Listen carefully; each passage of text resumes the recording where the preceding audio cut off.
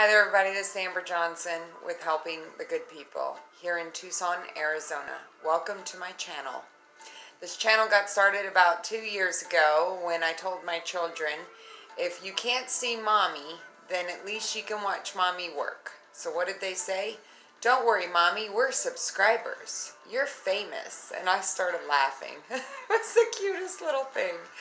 My children thinking I'm famous because I'm on YouTube. So yeah, that's how Helping the Good People on YouTube got started, was because my children wanted to watch. So over the last 2 years, I've built up my channel based on uncut live feeds, action in Tucson, behind the scenes home jams, practices in the house, open mic jams, and flying. I do videos on forgiveness, on my own story, with codependency, emotional dependency, and recovery.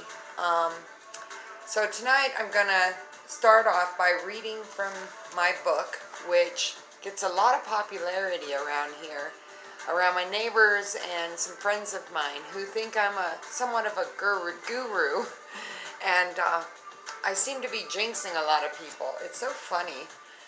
We use our skills, of just intuition and guidance on how to encourage and uplift others when they are in dire need of some wisdom, right?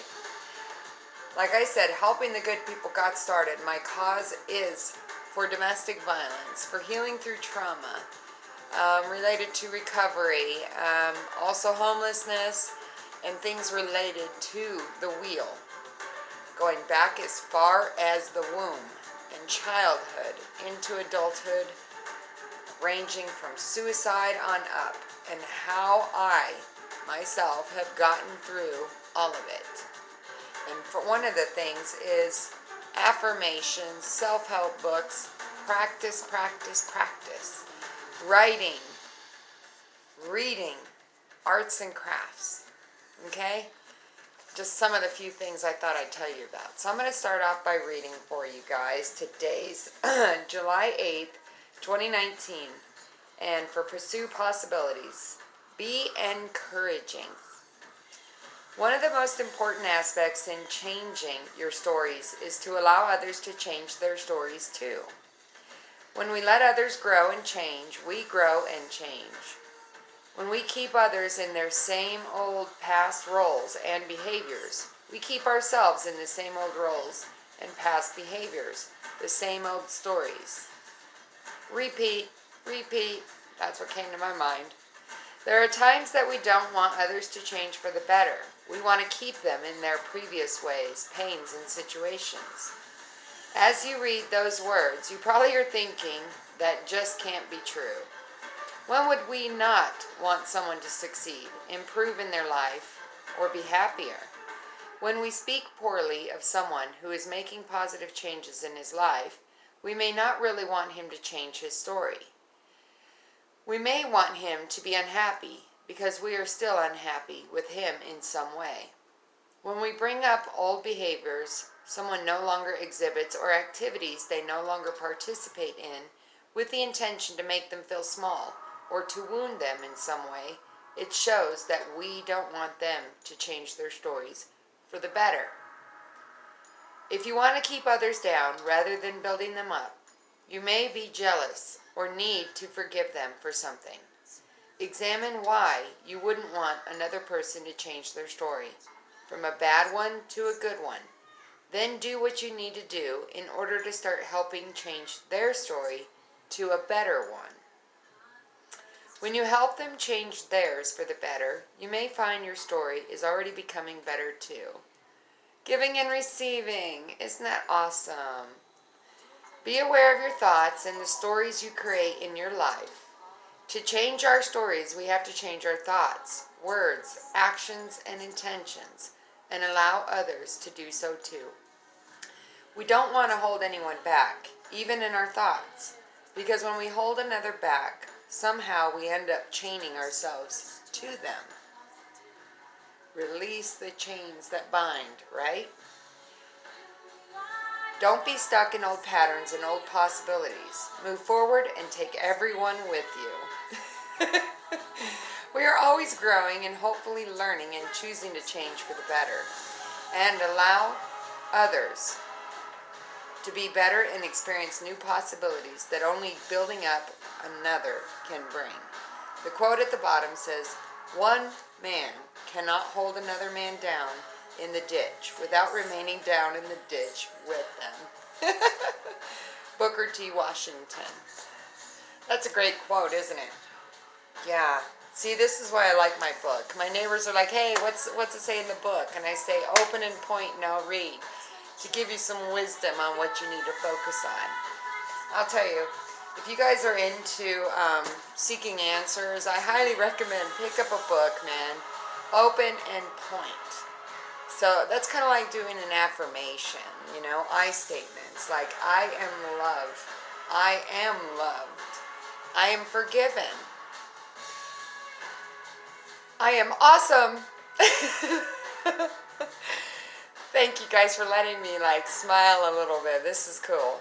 One of my friends told me, "Amber, I think you're trying too hard on your videos," and that was about 2 years ago. And since then, I've tried to perfect the fact that I'm sitting here talking to you guys in a camera instead of talking to you guys like a human being. So anyway, I hope you guys are doing well out there. The way I tend to heal has been in a lot of different ways. The one thing I really want to focus on right now that has caused a lot of healing, healing of old wounds, healing of past behaviors, is acknowledging what got us where we are, right? One of the big impacts that has spurred on all of helping the good people has been true love. Now, I'm sitting here writing, a list, and this is the first time that I picked up a piece of paper and written in a while. I'm also listening to my Enigma music. So that is another thing that I do, is I turn on soothing music. Not anything raging and lunatic, just something calming. I pick up a book, and also I start writing. And lately, I have been doing a lot of drawing. I've been doing, coloring. All kinds of cool stuff, man. Let's just say I'm putting together a new 2-hour program to do regarding domestic violence. See, I'm all over the place with my voice. I'm having a hard time focusing these days because I got so much information that I want to share with you guys.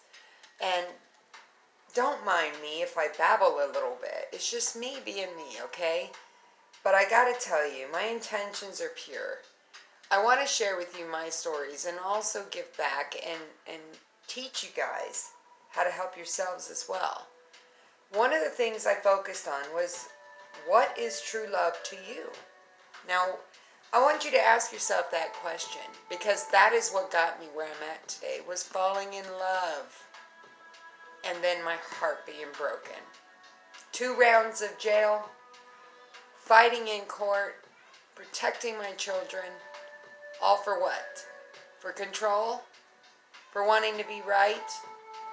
Well, it took me 2 years of learning and practice to say, let go of the control. Let go of the need to be right. And focus again on true love.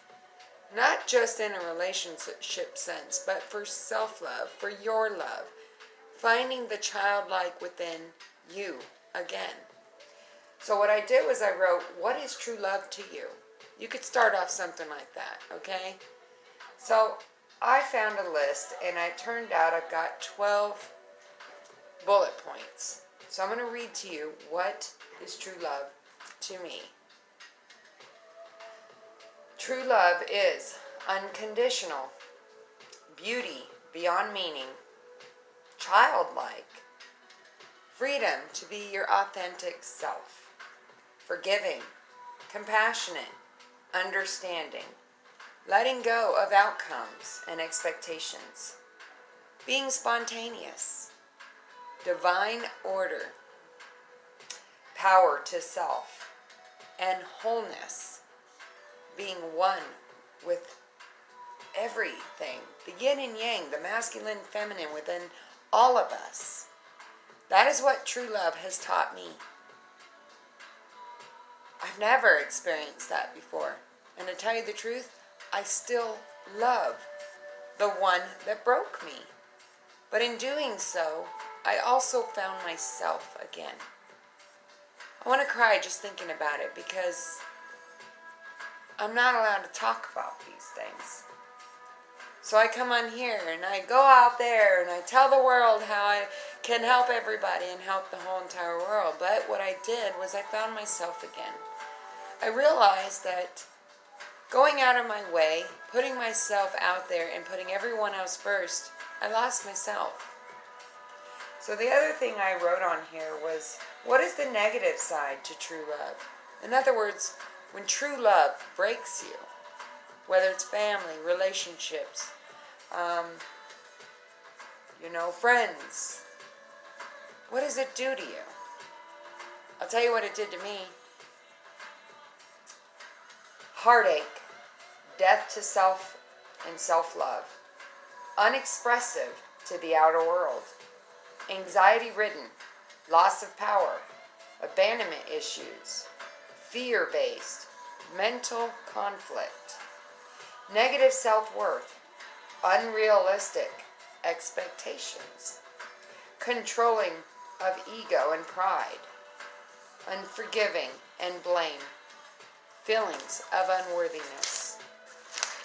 That is what happened to me, and it spent 2 years building myself back up, reclaiming my power, becoming my authentic self again, through art, through dance, through music, through being around all of you amazing people, and going roller skating, and going to the park, and taking long walks. So now, the next thing I wrote on my list, which I will share with you, and I'm hoping that you'll make your own list, no matter what. This is part of healing. And I will be doing a group on this, adding in so many different tools and ways of dealing and healing through trauma. So what are things you can do to regain yourself and self-love and self of others? For me, it was writing a letter to yourself, the adult side and also the child within, the one that's locked away in all that abuse. Take long walks, which I do all the time, especially when I go stir crazy sitting in my house. Prayer, that has been a big one for me. I've been praying since I was a child, and I got back into the Bible, but I also am a spiritual teacher and a guru and a healer myself.